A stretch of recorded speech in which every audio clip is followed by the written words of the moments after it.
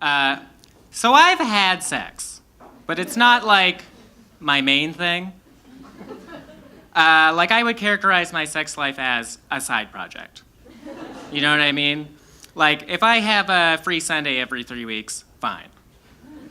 My sex life is like a gazebo your dad started building in 2003. He had high hopes, but now he gets pretty touchy when people ask about it.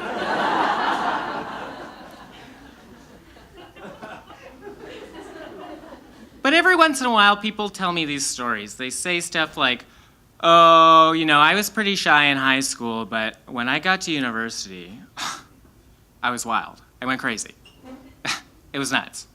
Or when I turned 25 and broke up with Derek, I went insane. I was out every night in a variety of boudoirs, and it was crazy. It was my wild time. Everyone has these stories about their wild times.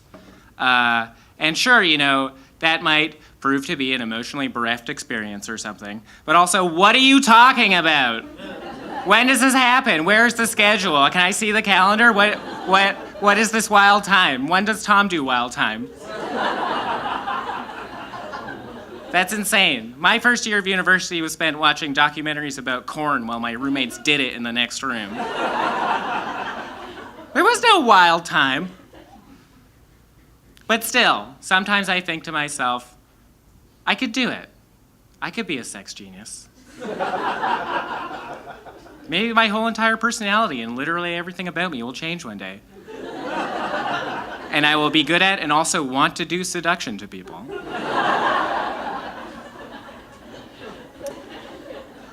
And right after university seemed like a pretty good capital S, capital T sex time for Tom. I had planned a really big road trip with 3 of my best friends, who, for the sake of this story, will have their names changed. We will call them Valalary, Khalifer, and Shauna with an AW, not an AU. Now, Valalary and Khalifer were a couple, so who cares? But Shauna with an AW, not an AU, and I were single and ready to mingle. And by mingle, I mean do it with 1 million people 1 million times. This road trip was going to be all sex all the time. We were definitely going to do it, and we were definitely good at it and knew how to do it.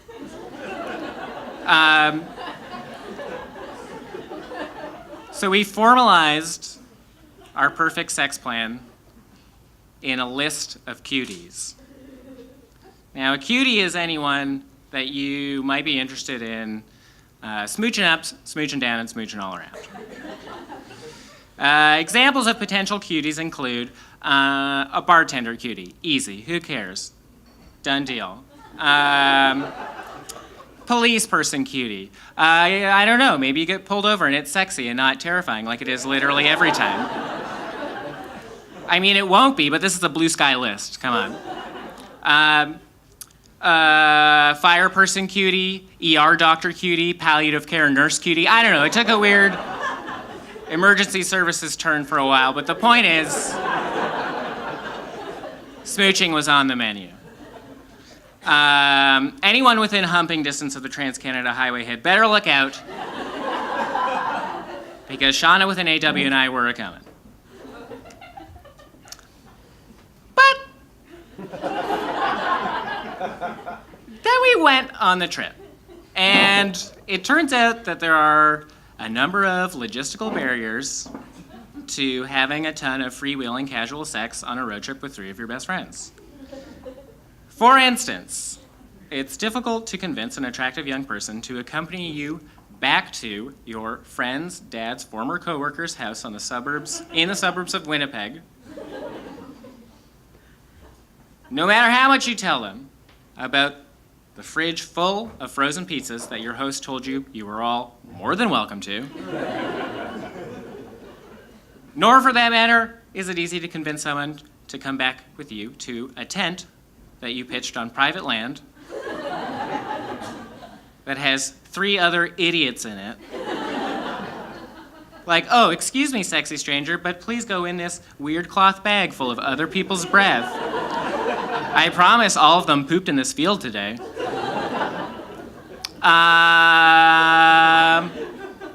Being on a road trip with your friends is not like being a cool, sexy musician on tour. You don't have a sweet tour bus, and you don't have adoring fans in every city. You have a rented Toyota Matrix that smells way too much like tea tree oil because someone with an AW in their name got a fresh piercing and has been applying it every hour on the hour. But we tried. We tried really hard. We wanted it to work. We believed that it could work, that we could be perfect sex geniuses all the time, everywhere, with everyone. In Thunder Bay, for instance, Thunder Bay, we noticed the vibrant Finnish community. But we were tired and eager to get to our next stop, and we barely had time to buy coffee and answer our emails, let alone convince someone to fondle us in a sauna. In Regina, we went to the only bar in town, and yes, there was a girl with green hair, hello, I'm interested, I'm listening, who super had a boyfriend, and also, to whom I did not speak. In Vancouver, we went to a crazy house party with a bunch of weird lawyers, but we got too drunk in an empty hot tub in a basement and had to go home. Sorry, hot tub cuties. Hot tub cuties, by the way, classic cutie category.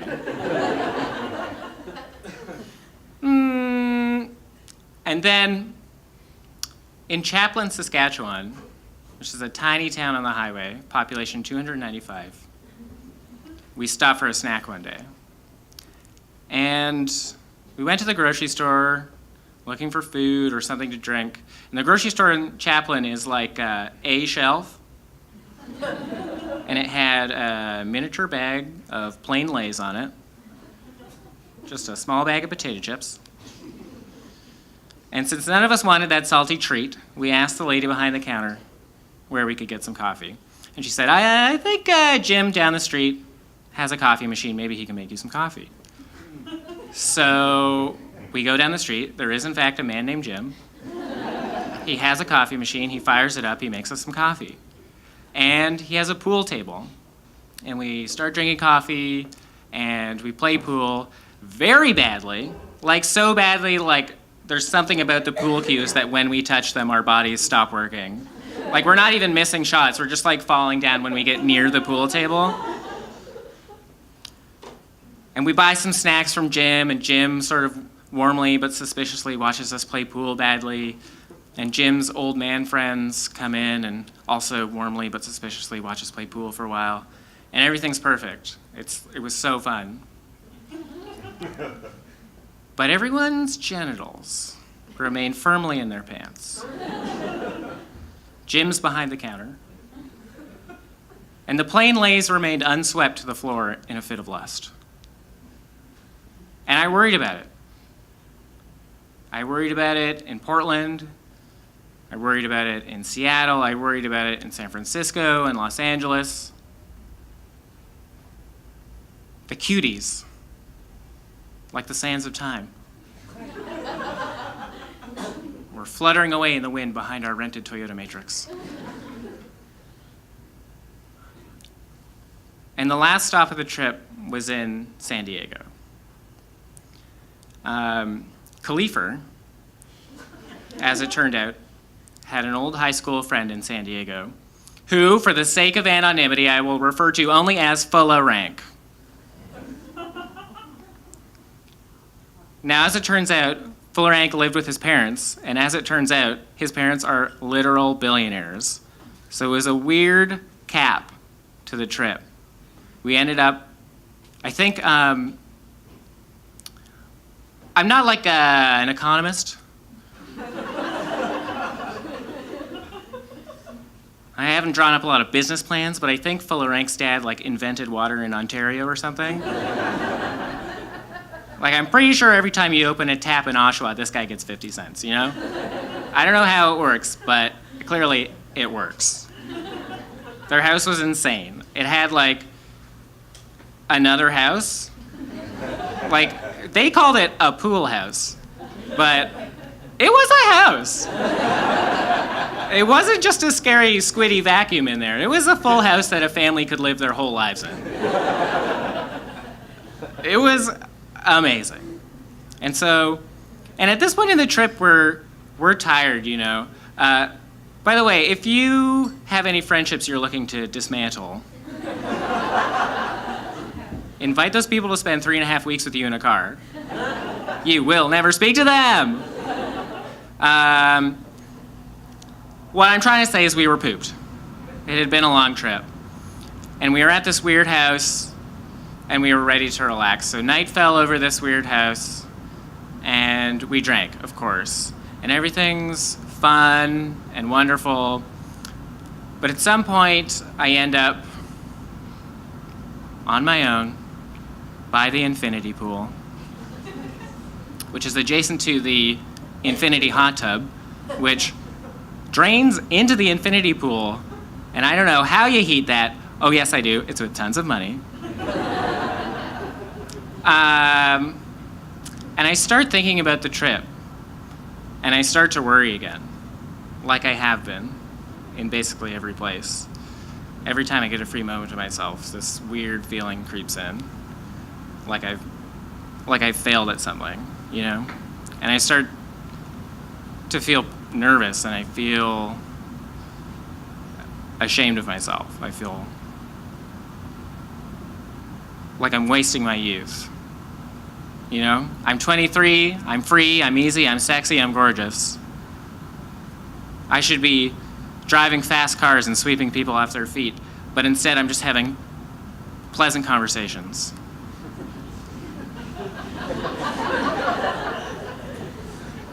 And I thought maybe now that I'm out of university, I'll be bold. I'll have unrivaled sexual confidence, but it wasn't university that was holding me back. I was realizing it was me. It was just maybe I was fundamentally not a sex genius. And I was ashamed of that. And I started to think more about the trip. And I thought about the time that we were in Golden, BC. And we had to sleep on the floor of a woodshed because it was raining outside and we couldn't figure out how to get in to the house that we thought we were going to stay in.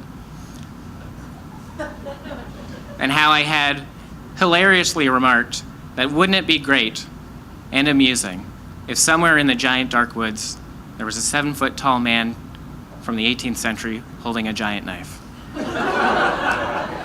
I don't know what it is. You get me near a forest, I'm like, there's an old-timey murderer in there. I don't know a lot about trees, but old guys love to hide behind them.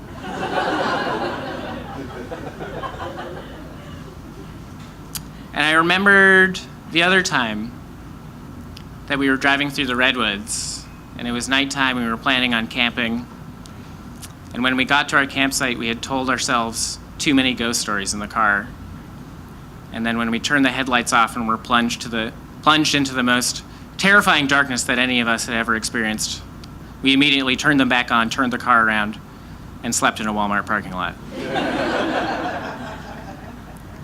And I remembered the game that we invented in the car, where you just take turns saying the word fuck as loudly and as honestly angry as possible, which is not a game I would recommend to anyone unless you like being scared of your friends.